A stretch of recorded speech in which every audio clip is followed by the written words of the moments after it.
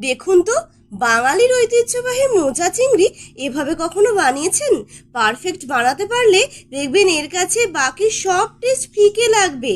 এর জন্য মা এখানে ঠিক এইভাবে ঝিরিঝিরি করে কেটে রাখা মোচাটাকে জল ও নুন দিয়ে ভালো করে সিদ্ধ করে জল ঝরিয়ে নেবে। এবার কড়াইতে তেল গরম করে কিছুটা নুন দিয়ে নুন হলুদ মাখানো চিংড়ি মাছগুলোকে ভেজে তুলে নেবে।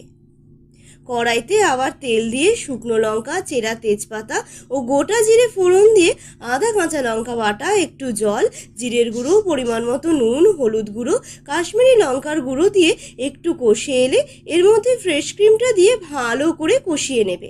এবার স্বাদ মতো চিনি দিয়ে আর একটু কষিয়ে নিয়ে সিদ্ধ মোচাটা ও ভাজা চিংড়ি মাছগুলো দিয়ে নাড়িয়ে চাড়িয়ে পরিমাণ মতো জল দিয়ে ঢেকে ঢেকে ভালো করে রান্না করে নেবে।